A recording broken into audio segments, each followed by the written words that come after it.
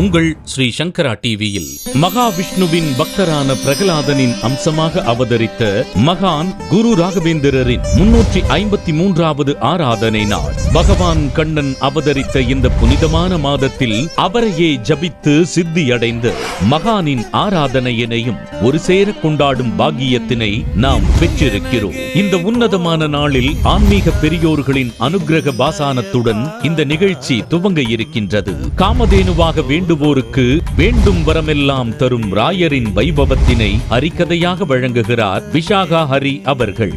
மகானின் புகழ் சொல்லும் பாடல்களை பாடி ராயரின் அருளில் நம்மை ஆழ்த்தவிருக்கிறார் வித்வான் வித்யா பூஷன் அவர்கள். இப்படியாக மெய்மறக்கும் மகோத்சவத்தில் ஸ்ரீ சங்கரா தொலைக்காட்சியுடன் இணைந்து ஸ்ரீ குரு ராகவேந்திரரின் ஆராதனையினை கொண்டாடுவோம் வாருங்கள். நிகழ்ச்சிக்கிடையே மந்திராலயத்தில் நடைபெறும் ஆராதனையை நேரடியாக கண்டு ராகவேந்திரரின் ஆசியை பெற அழைக்கிறோம். ராகவேந்திரம் பாபயாமி. நாள் வியாழக்கிழமை ஆகஸ்ட் 22 மாலை 5 மணி முதல். இடம் சௌடையா மெமோரியல் ஹால், மல்லேஸ்வரம், பெங்களூரு. இப்போதே உங்கள் டிக்கெட்ஸை முன்பதிவு செய்யுங்கள். Tickets available on book my show மற்றும் சௌடையா மெமோரியல் ஹால், மல்லேஸ்வரம், பெங்களூருவிலும் டிக்கெட்டுகளை பெற்றுக் கொள்ளலாம். மேலும் உங்கள் இல்லங்களுக்கும் டிக்கெட்டுகள் அனுப்பி வைக்கப்படும். மேலும் விவரங்களுக்கு 7305038873 மற்றும் 8925910148 என்ற எண்ணில் தொடர்பு கொள்ளவும்.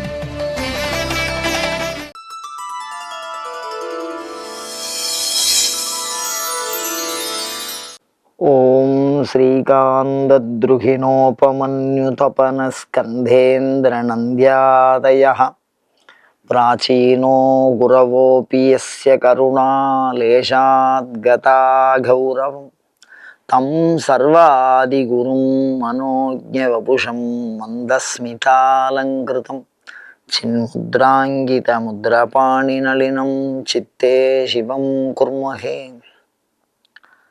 நமஸ்ஸரசே நமஸ்ஸரசஸ்பதயே நமஸ்ஸகீனாம் புரோகானாம் சக்ஷுஷே நமோதிவே நம பிருதிவே நமஹ. சங்கரா தொலைக்காட்சி நேயர்களுக்கு நமஸ்காரம்.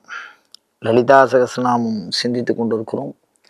826வது நாமாவளி பிரசவித்ரி.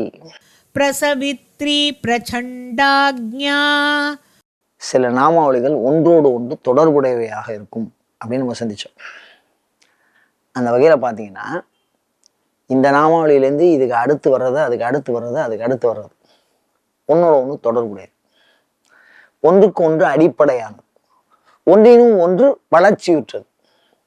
இப்போ விதைன்னு ஒன்று இருக்கு, அதுக்கப்புறம் நாற்றுன்னு ஒன்று இருக்கு, நாற்றுலேருந்து செடின்னு ஒன்று இருக்கு, செடியிலேருந்து மரம்.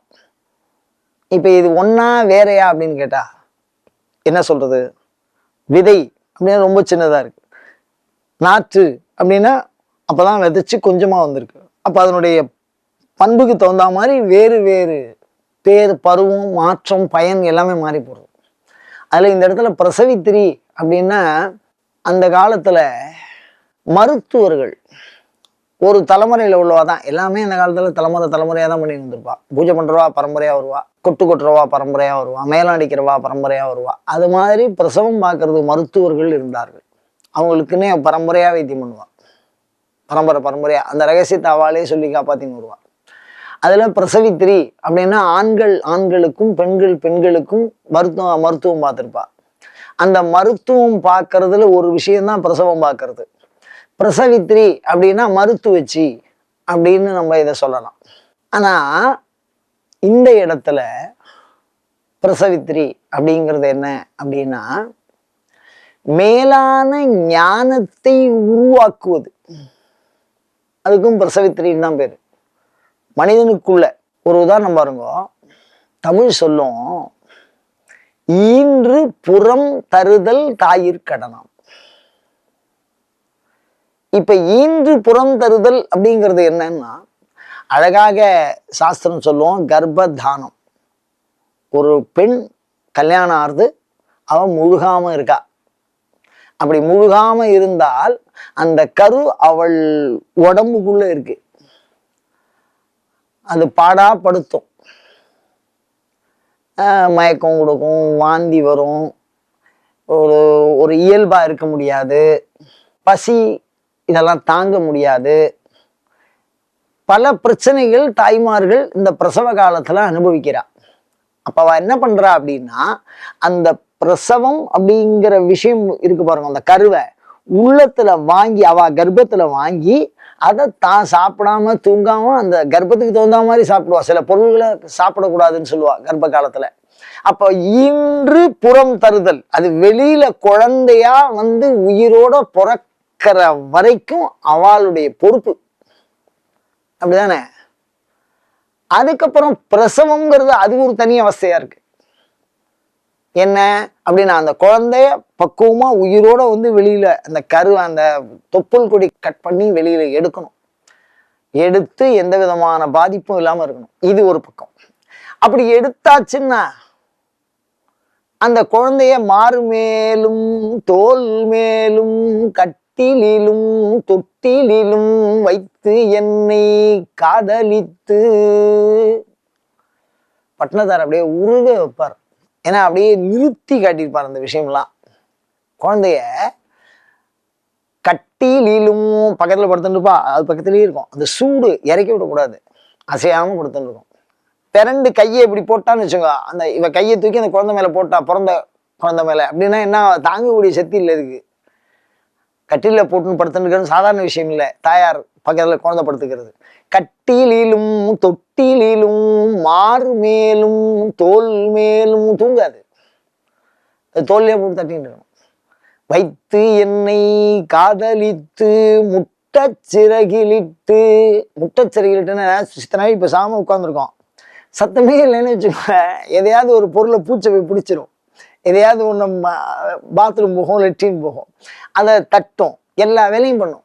இந்த மாதிரி ஒரு குழந்தைய தன் உடலுக்கு உள்ளுக்குள்ள வாங்கி அதை வளர்த்து, அது உள்ளுக்குள்ள கருவை வளர்த்து, ஒரு சொட்டு விந்து தான் வாங்கும்போது, ஆனா அந்த கரு வளருது பாருங்க, அதுக்குள்ள படாத பாடு.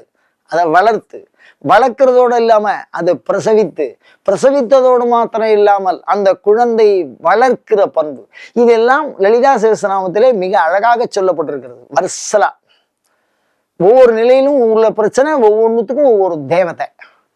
நான் ஏற்கனவே சொன்னேன், காட்டேரின்னு ஒரு சாமியை கும்பிட்டோம், அது பக்கத்துல பேச்சியம்மன் வச்சிருப்பாங்க, அது பிரசவத்தை பண்ணி கொடுக்கும். அந்த பேச்சியம்மன் தான் அந்த பிரசவத்திரின்னு சொல்லப்படுற சாமி. காட்டேரி, பேச்சியம்மன், இதெல்லாம் எது கூட சம்மந்தப்பட்டதுன்னா குலத்தை காக்கிறது. ஒரு பெரிய சன்னியாசியா இருந்தாலும் அவரும் யாருக்காவது பிறந்துதானே வரணும், ஆகாசிலேருந்து அப்படியே உற்பத்தி பண்ண மாதிரி யாரும் வர முடியாது சொல்லியோ.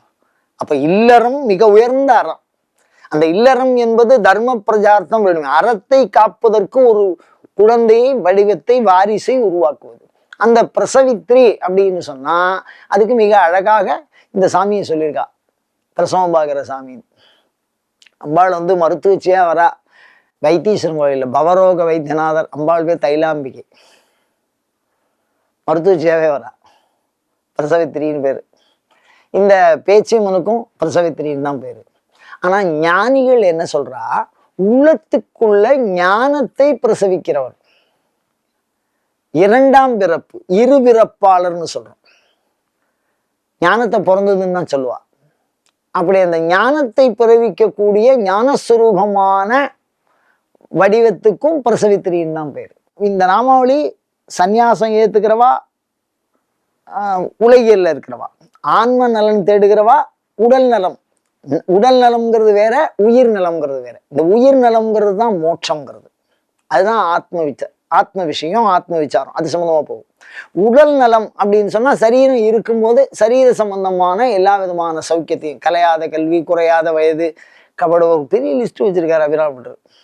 கபட, அழகு, புகழ், செல்வம், வாழ்நாள் வெற்றி எல்லாம் ஆகு நல்லூர் நுகர்ச்சின்னு சொல்லுவார். சில பேருக்கு எல்லா சொத்தும் இருக்கும், அனுபவிக்க முடியாது. பசி இருக்காது சில பேருக்கு, தூக்கம் இருக்காது. அந்த மாதிரி உடலியல் சார்ந்த அனைத்து நலன்களும் சரியா சொல்லப்பட்டிருக்கு. உடல் சம்பந்தமா அனைத்து பிரச்சனைகள், அதுக்கு உண்டான நிவர்த்தி, அதை பேணி வளர்ப்பதற்கு உண்டான பிரச்சனை, இது ஒரு தாயாருக்கு இருக்கக்கூடிய எல்லா விஷயத்தையும் இந்த லலிதா சகஸ்ரநாமம் மிக அழகா சொல்லி இருக்கு. இதையே சன்னியாசி கேட்கிறான். பிரசவித்ரி அப்படின்னா என்னன்னா, அவனுக்கு சூக்ஷ்ம தேக பிரவேசம், புரியஷ்டக காயம்னு பேர், ஒவ்வொருத்தருக்கும் இருக்குது, எல்லாருக்கும் இருக்கு, லோகத்துல பிறந்தவா அத்தனை பேருக்கும் இருக்கு. அந்த உடலை பிரசவித்திரி, ஞானத்தை கொடுக்கக்கூடியவா. உடம்ப தனியா அப்படியே வெளியில கட்டி வச்சுட்டு வெளியில வந்துட்டு திருப்பி உள்ள போயிருக்கா. திருமூலர், ஆதிசங்கரர், அருணகிரிநாதர் இவெல்லாம் இந்த உடலை ஒரு சட்டை போல் கயற்றி மீண்டும் மாற்றிக்கொண்டவர்கள். அப்படியே அந்த மாற்றுவதற்கு உண்டான ஆற்றலை அளித்தவள் யார் அப்படின்னா பிரசவித்திரி. அப்படி வெளியில வந்துட்டு திருப்பி உள்ள போற, எல்லாராலையும் வெளியில வர முடியும், ஆனா திருப்பி உள்ள போக முடியாது. செத்து போனா போனதுதான். யாக்கையை உடம்பு விட்டுருது, உடம்பு யாக்கை, இந்த உயிர் விட்டுருதுன்னா திருப்பி என்ன பண்ணாது, இந்த உடம்புக்குள்ள வர முடியாது. அப்ப பிரசவித்திரிங்கிறது இந்த உடலையும் உயிரையும் இணைத்து பிரிக்கக்கூடிய பண்பு பிரசவித்திரி. 2 விதமான வழிபாடும் இதுக்கு இருக்கு. இந்த பிரசவித்திரிங்கிற நாமாவளி சன்னியாசியும் சாமி கும்பிட்றா, கிரகஸ்தாலும் சாமி கும்பிட்றா. இந்த நாமாவளியை சொல்லிகிட்டே இருந்தா என்ன பலன்? இந்த நாமாவளி பிரசவித்திரி அப்படின்னு சொல்லிகிட்டே இருந்தா என்ன பலன் அப்படின்னா, பிரசவம் பெண்களுக்கு ஆறுதோ இல்லையோ, அந்த இதில் அருமையான, சில பேருக்கு கர்ப்பம் இருக்காது, கலைஞ்சு போயிடும். அந்த மாதிரி இருக்கிறவாளுக்கு இந்த நாமாவளி சொல்லிகிட்டே இருந்தால் அந்த கரு நல்லபடியாக வளர்ந்து குழந்தை அழகாக பிறக்கும். அதே சமயத்தில் ஞான மார்க்கத்தில் இது சொல்லிகிட்டே வந்தால் சரஸ்வதியாக நினச்சி சொல்லணும் பிரசவித்திரினா. அப்படி சொல்லிகிட்டே வந்தால் உடல் ஆரோக்கியம், உடல் தொடர்பான ஆரோக்கியம், பிரசவித்திரிங்கிறது சாதாரண விஷயம் இல்லை, உடல் தொடர்பான ஆரோக்கியத்தை தரும். அதை சொல்லி பயன்பெறுவோமாக. அயம் தர்மஹா உத்தரோத்தர அபிவிருத்தி ரஸ்து.